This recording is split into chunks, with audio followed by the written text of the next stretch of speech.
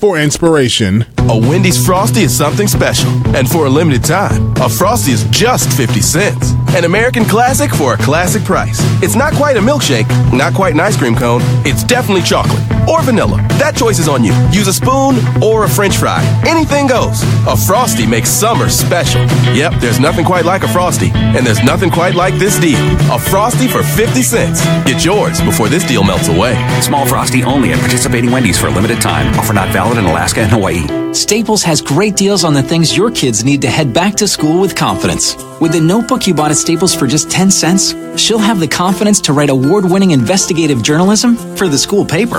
With the 2-pocket folders you bought for 10 cents, he'll have the confidence to restore balance and order to the entire 5th grade class. This week, Staples 1-subject notebooks and 2-pocket paper folders are just 10 cents each. Staples, it's pro time. While supplies last. Ends 8/12/17. Limit 5 in-store only. WWIN HD Baltimore, and now broadcasting live on the internet at mybaltimorespirit.com, a Radio 1 station. The following is a paid program. The views and opinions expressed are those of the program sponsor and do not necessarily reflect the views and opinions of Spirit 1400 and its management. Hey, Wayne. What it do, Pat? Man, Frederick Douglass said that it is easier to mold children than it is to fix broken men. That's right, but we still gotta get our family straight. You're right about that, man. Everybody deserves a second chance. So welcome. You're listening to Patrick Henderson's Meet the People with my co-host, Wayne O'Mara, Lamitra Henderson Parker, Desi Alexander. Whoa, put them seatbelts on, cause we ready to roll, baby. Patrick Henderson's Meet the People. Sit back and enjoy the show. 'Cause when the people all come together, there's no stopping us. You all. Well, you already know what it is. Good afternoon, Baltimore. Welcome to Patrick Henderson's Meet the People on Spirit 1400 WWIN and the Radio 1 family. We're so excited to be here joining you, our family members. Some of the kids at my school say, when I tell them we're family, he ain't no kin to me, she ain't no kin to me. Yes, they are. We're all human beings. So let's start with that one and live in that and just bask in that we're all human beings, and the more we love each other, the better the world is, and forgive one another. Again, thank you for joining us. Well, please welcome my co-host, Wayne O'Mara. What it do, family? Desi Lou Alexander. Greetings, Excellence. And our producer and co-host, Mr. Jason Rodriguez. Good afternoon, family. Praise God. Praise God. Yeah, things at once right now. Yeah, I know he's doing a multiplicity of things. And if you'd like to join us on Facebook, go to my page, and you can look upon us and smile at us and let us know what you like and you don't like. What a great day it has been. I don't know those of you who went to church today, but it's the first Sunday and at my church, Wayman AME Church over on Washington Boulevard. They call it the Miracle on Washington. Man, it was, the Spirit of the Lord was so rich in that place. It is a house of worship. I like this church because you can just feel the presence. It's just people coming in to worship. You know, we don't talk much about Pigtown. You very seldom hear about it, and they were disgruntled and very saddened by the fact that the first person that broke the ceasefire that got shot was in Pigtown. And they said they didn't feel like they were included, Jason, in all of the hoopla and stuff. There were no signs out. So we got to start including them and making sure that they're covered, too, because we don't think a lot of black people live down there. But there are some black people that have been living there for decades. Decades. That is such a historical place, Pigtown. First of all, did you all know that it was one of the slave blocks? You didn't know that, did you? Yes. I know this. Holla, Mitra, are you there? You guys just forget about me. No, we don't. You forgot to tell me, baby. I don't know. I haven't got no button and looking up and show me Mitra on the line. Okay. So that's why I never mean to slight you. How are you? I'm I'm great. How are you guys? We're doing just wonderful. Great. We're happy that you're here. You're joining us. We've got a lot of things going on here in Baltimore. Some good things, some progressive things, and some things that we're just sick and tired of being sick and tired of. And we're working on those, but in the process, we're not just talking about those things. We're talking about solutions, how we can come together and make these things change for the betterment and for the abundant growth of our people. But you was talking about something important just now, though, Pat. You was talking about Pigtown, you know what I mean, and their involvement. You know, the whole ceasefire movement wasn't like something that was politically charged or, you know, was backed by the police or the mayor's office or any of these folks. These were all people that saw it happening and said, I'm going to do something.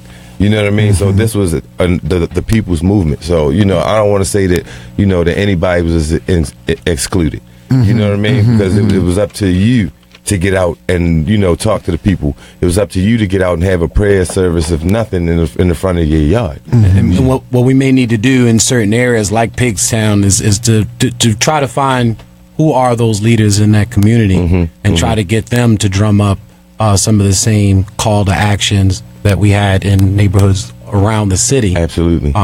Again, if we don't have active leaders or some sort of boots on the ground over there, we need to kind of ensure that there are boots on the ground. Yeah, but like Pat said, you know, he's over there at Wayman, you know what I mean? And the pastor there is really about the community. Since he's been there week by week, day by day, the church has been growing, and not just with the, you know, the people coming in, but they've been working on the facility. You know what I mean? So we're going to be up there this week. Feeding the poor, you know, and out there working in the family. A lot of drug addicts, you know, are down there and stuff. So we don't want to ever make anybody feel like they're being excluded. So we there. You know what I mean? We're going to be doing the vacation Bibles at school there. You know what I mean? So, starting this coming Wednesday. For those of you that want your children to get a really good vacation Bible school, it's going to start Monday.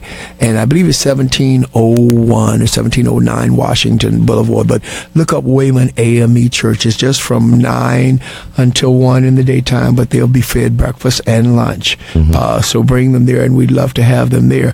Well, it's been an exciting week again. I will repeat here in Baltimore. I woke up this morning about 4:30, and I picked up my phone because I couldn't sleep no more because I fell asleep at 11, and picked up my phone, Desi, and there was Wayne on the thing walking the streets at 4 o'clock. I said, Lord, what is this boy doing out here at 4 o'clock in the morning? Then I looked on the next slide, and there was Jason out there walking the streets at 4 o'clock. Then I couldn't go to sleep, and I came back at 5:15, and they were still out there on the streets. Still posting. What was going on? Tell us all about it. Well, I'm going to start with Big Brother Jay because we was in his community last night. Well, again, family, it was about a call to action. I mean, you know, that's the main purpose of the several nights of being out there with drug treatment specialists, counselors, those that were pastors and part of churches wanted to come out and get out of the churches and started to do. There were churches? Outreach. Yes. We had preachers there. We had pastors there. Yes. We had, although we asked most of our city leaders to stay away, we still had those that were that concerned that still wanted to come out anyway. So we had Delegate Keith Haynes come out. We had the former Delegate Jill Carter stayed out there with us. We had Leaders of a Beautiful Struggle. And again, the whole thing, Out for Justice, was out there doing limited expungements and legal counseling and legal assistance. And we were really surprised, you know, within the first few days of holding the event, the amount of folks that came out that really needed that legal assistance, especially women.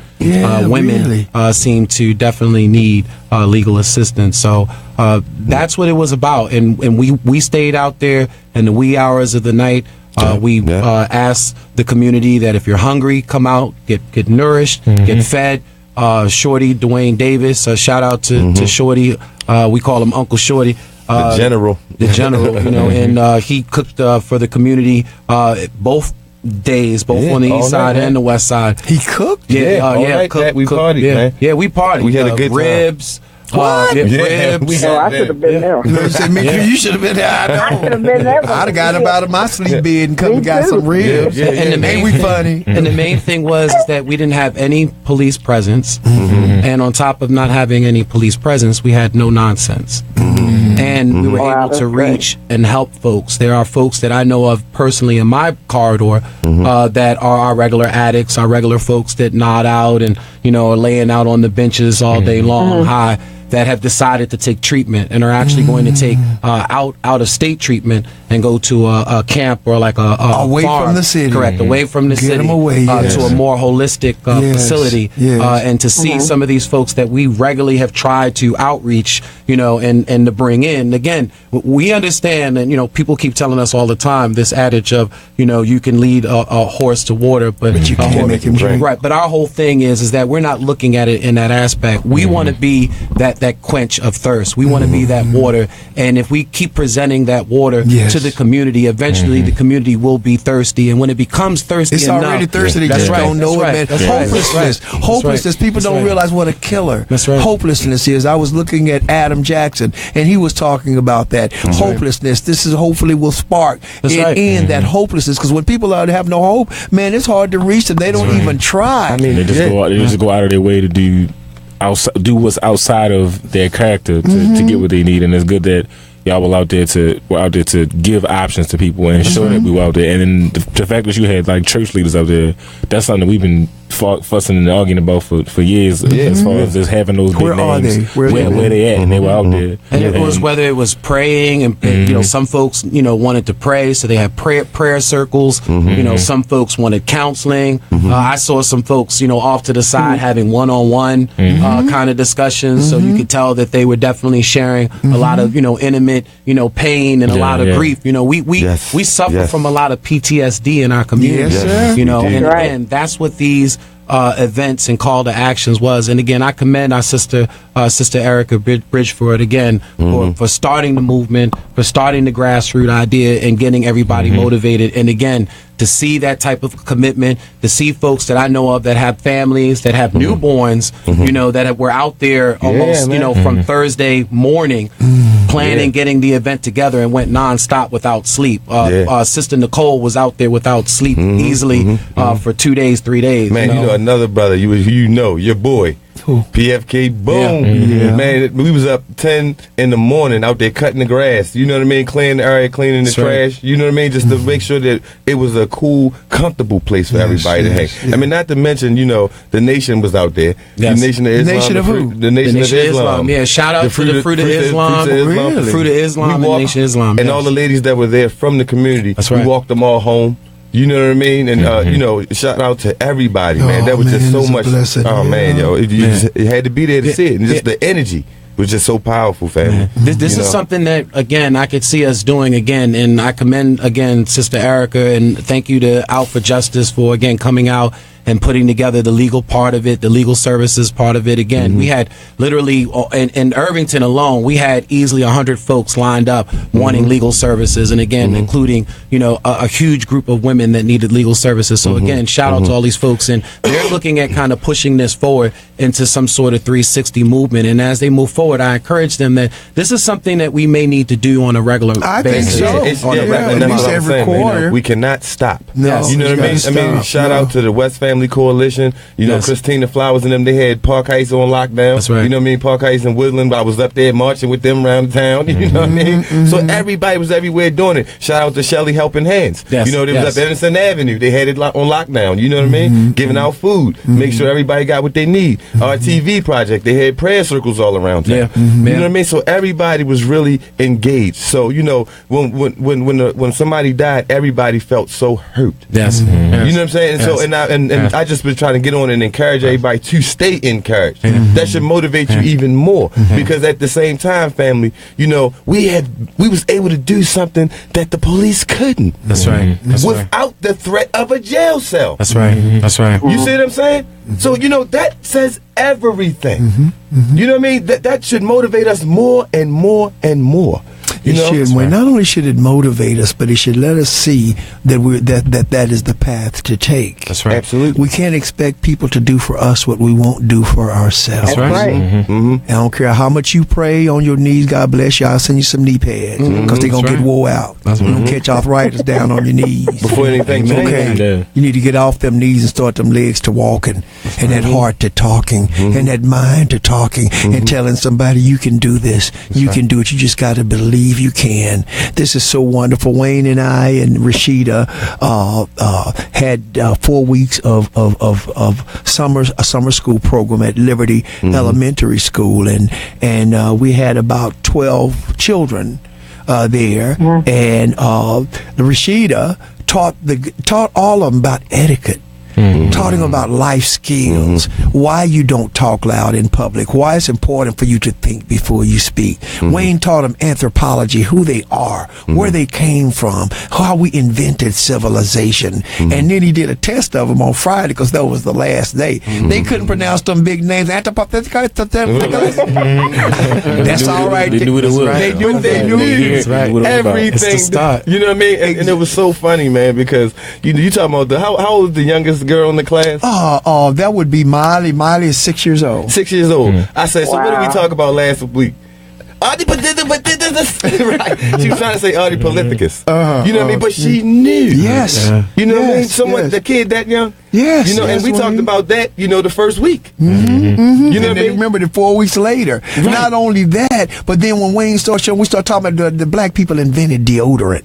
White people invented 3-course meals. Black folks invented silverware. Our black folks invented furniture. Black folks invented city councils. Their eyes kept getting bigger and bigger and bigger. Really? Right. We did that? Yes, it is in your DNA. This is who you are. Don't you let nobody tell you who you are not. And don't let anybody tell you what you can and you cannot do except for breaking the law. Okay? And I tell you, it was so funny because the only non-black in our team is our violin teacher, Mr. Sorrell. So Friday, he was there and he was giving them some life skills. And I looked at him, I said, buddy, we got this. That's what you think we be doing every Wednesday. Wednesday, we don't have music. We have the art, the life classes, and the anthropology. But I was still appreciative of him talking to the kids and telling them how, because that's what it's going to take. It is more than the village is not just comprised of one people. Diversity. Now, I had a big argument yesterday in the Sam's. If y'all was in the Sam's yesterday,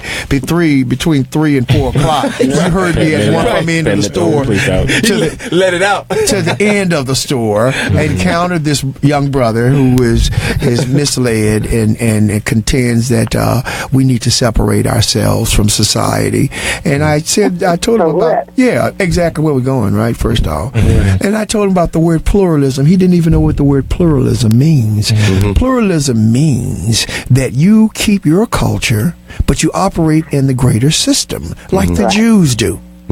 Right. We can have everything we want, land we want, business that we want. We have enough money, enough people, enough brains to have our own set space right here in America. Because I don't care what y'all say, I ain't going to Africa.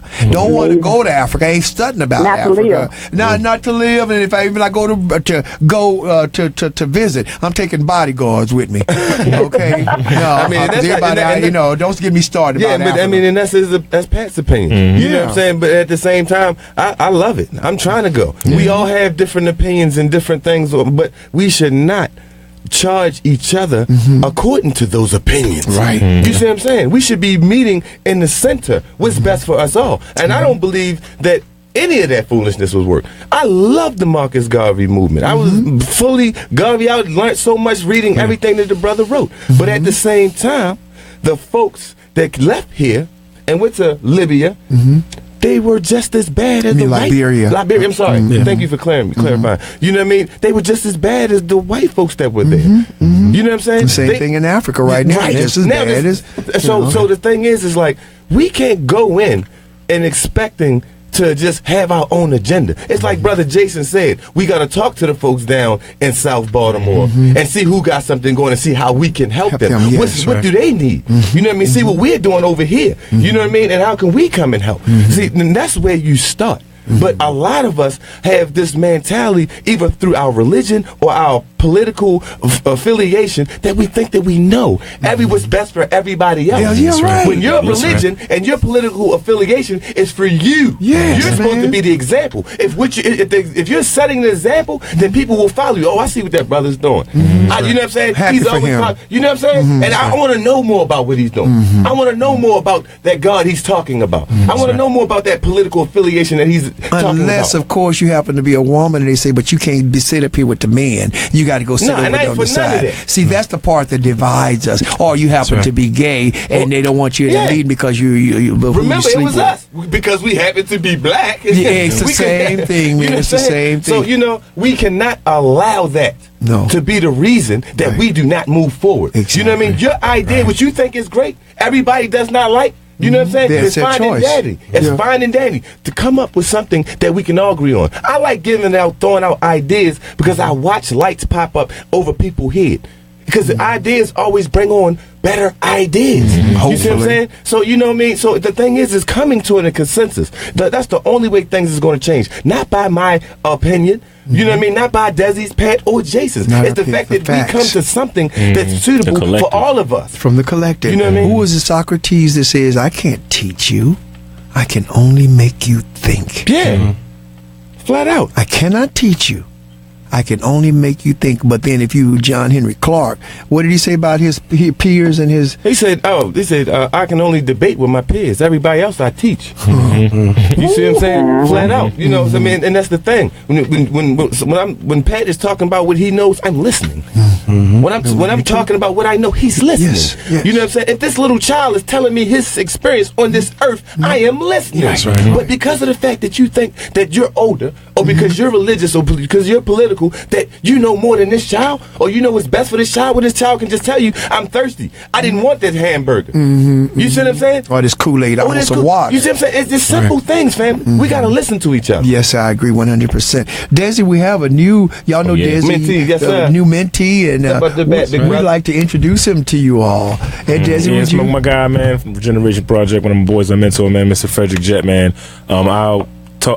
As being a behavior specialist at Westport, I got a lot closer to some of the boys that, visited my office and came and talked to me and stuff. So it's an honor to be around this guy, man. Fred, just come on, introduce yourself. Say what's up. Say what's up to the people, please. What's up? How old are you, Fred? 14. You 14? Man, your voice done dropped already, huh? He said he walked down black, was like, you sound like you're 25 years old. You're on Facebook, so make sure you look at the camera. You're on Facebook. Say, wait a minute. What's up? What's up? We're going to get a smile out of it. Welcome, Fred. You're welcome here anytime, okay? That's right. We're glad you came. We're glad you know Desi, because Desi is a good guy, and he's going to be help you a lot, man, to understand the ropes of what's going on.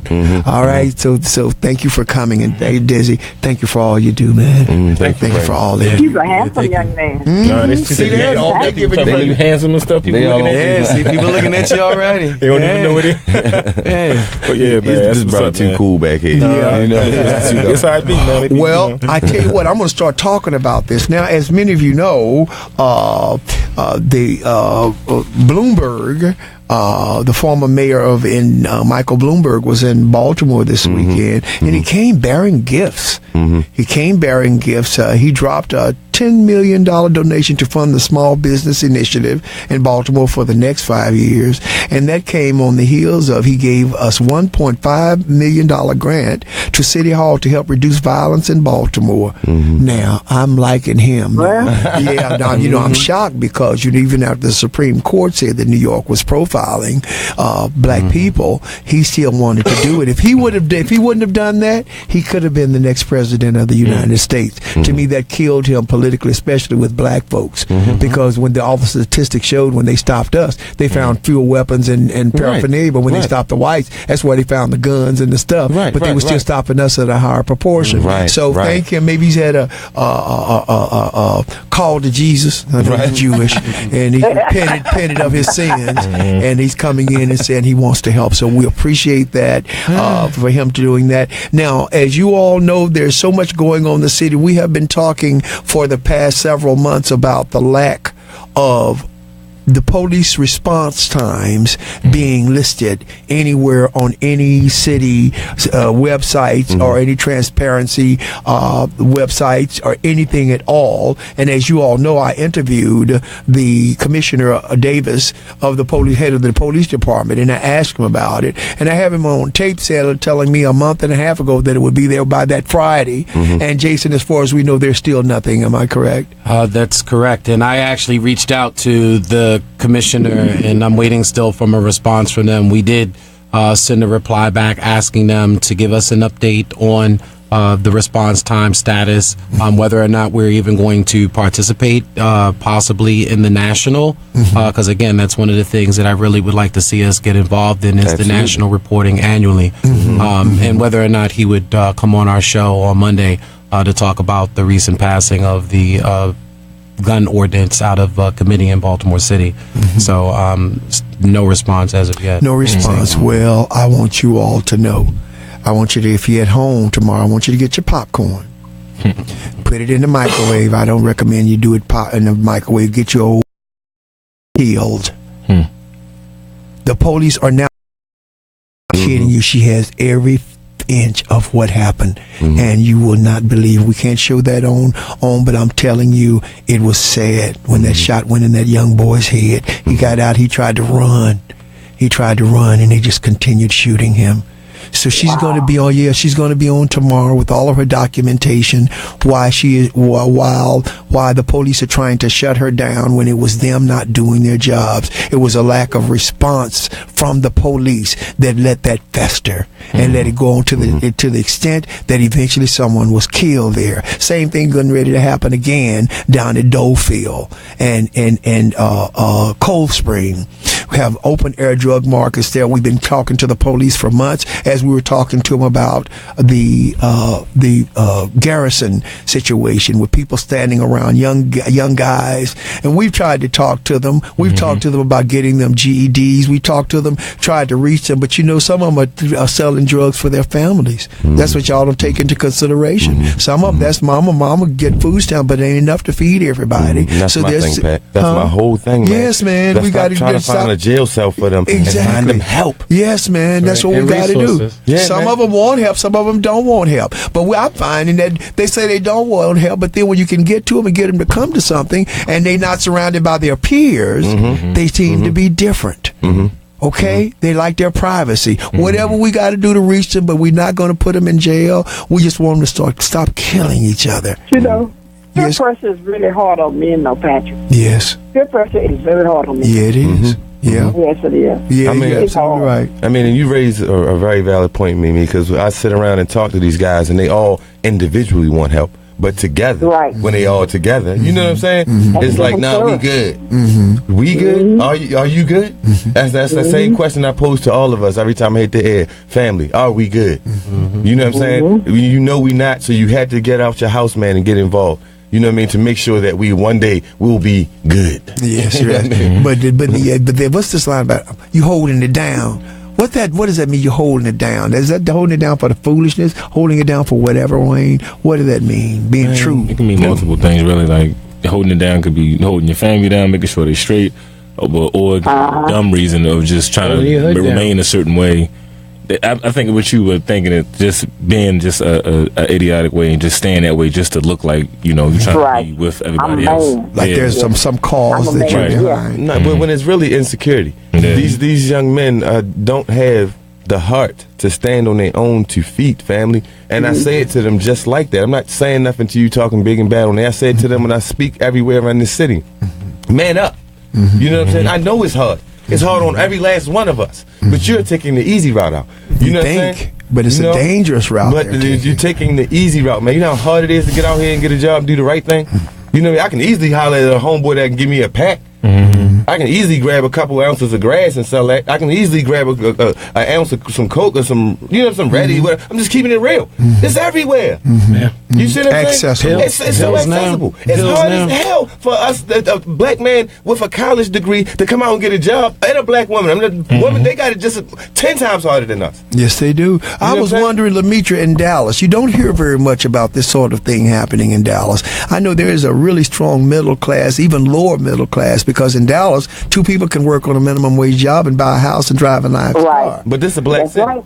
But there's a section of Dallas that's black. Do you think Baltimore is divided? No. Oh my God! Oh, I know. I'm just saying, when you get closer and closer to those black cities, you get less and less resources. Yeah, you get less and less. You see what I'm saying? And you only then violence and only comes when people have no economics, when people have no education. They don't matter what group of people it is. And You no know what I mean? aspirations, And yes, lost, and they're hopeless. They're just giving up. The hopelessness. Well, God bless each and every one. I read something that they say stop saying God bless, because that means that the white man's blessings is what you're waiting on. In fact, it went on to say that if the white man cut your hand off and then give you a Band-Aid and you said God bless you, you need to rethink that. Okay, I ain't gonna go there because we ain't got that much time. But I want y'all to know that we are blessed because we have life, health, and strength. And if you got about that bed this morning and you didn't have to take no whole bunch of medicine or grab a walker, even if you had to grab a walker, no matter what you did, you are alive. And because you are alive today, you should give glory to God for that breath that you're breathing, and do something to help change the world by touching a life that's not only close to you but far away from you. You have been listening to Patrick Henderson's Meet the People on Spirit 1400. Say goodbye, Wayne. Peace, man. Say bye, Dizzy. Peace. See y'all next week. Shout out to the Spirit Music Fest, August 19th. Shout out to the Baltimore Ceasefire. Everybody get involved, man. Yes. Jason, thank you again for all that you do. But y'all don't want to miss tomorrow's show. And I'm serious, you need to get the popcorn, because I think we've got some other, I can't think of the other people that we got on there. So we have Councilwoman, hopefully Mary Pat Clark said that she was going to call in. Okay. We also have Councilman Leon Pickett is going to be actually our studio guest. So you want to tune in, family, and log on Facebook. Yes, don't forget. It's going to get hot. Thank you, Duane, for great engineering. You've been listening to Patrick Henderson's Meet the People on Spirit 1400 on the Radio 1 Network. God bless. Have a great day. I wonder, does anybody know the power of prayer? Cover me with your prayer. Cover me. WWIN HD Baltimore, and now broadcasting live on the internet at mybaltimorespirit.com, a Radio 1 station. Progressive brings you Flowetry with Flow. To count the discounts, safe driver, paperless, automatic payments, multi-car, so many a penny. Saved is a penny earned, you learn. The money you saved, it builds like a wave of dollar bills. The thrills, scary movies give me chills. Discount